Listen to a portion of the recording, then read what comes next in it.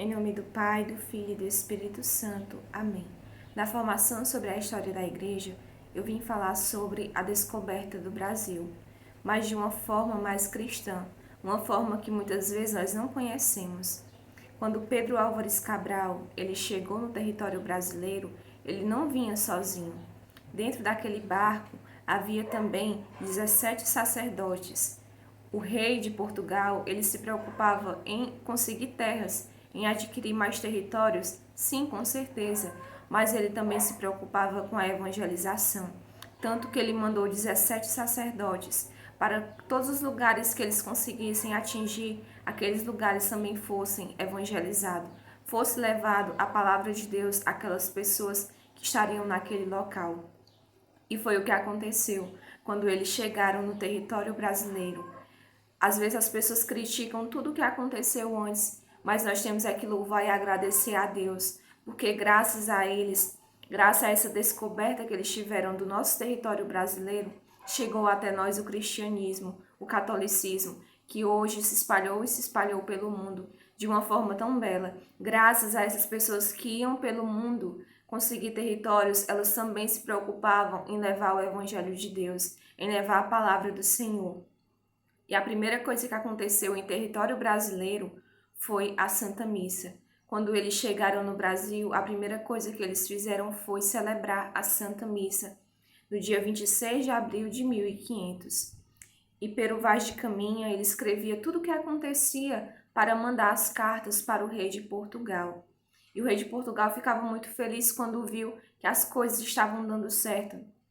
E os índios, eles ficavam tão maravilhados com tudo aquilo que acontecia, inclusive conta na história da igreja que os índios durante a missa, quando os portugueses estavam lá se levantando, sentando, participando da Santa Missa, os índios, eles imitavam os portugueses. Olha só como eles estavam de mente aberta a tudo aquilo que estava acontecendo. Eles participaram também, eles ficavam imitando eles, fazendo os mesmos gestos. Aí até que chegar outro grupo de índios e um daqueles que já estavam lá falou com o outro. Na sua forma de se comunicar, ele apontava para o altar na missa e apontava para o céu. Ele queria falar que aquilo que estava acontecendo era algo sagrado, era algo divino. Eles não compreendiam o que estava acontecendo, mas eles conseguiam enxergar algo além, algo sobrenatural, algo celeste, algo de Deus em tudo aquilo que estava acontecendo. E eu tenho alguns trechos da carta de Pero Vaz de Caminha para o rei de Portugal. Tudo que acontecia ele mandava e ele fala aqui um pouco sobre o que ele via acontecer. Viu um dos índios umas contas de rosário brancas. Acenou que lhas dessem. Folgou muito com elas e lançou-as ao pescoço. Olha só o que aconteceu.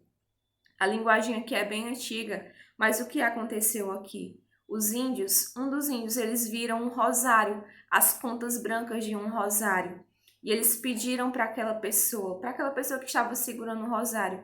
E assim que aquela pessoa entregou, eles colocaram o rosário no pescoço. Olha só, não só a Santa Missa chamava a atenção deles, mas também os objetos que eles traziam consigo. O rosário, que é tão comum nosso andar com um terço, naquele tempo não era comum, não era normal, mas eles ficavam maravilhados com tudo aquilo.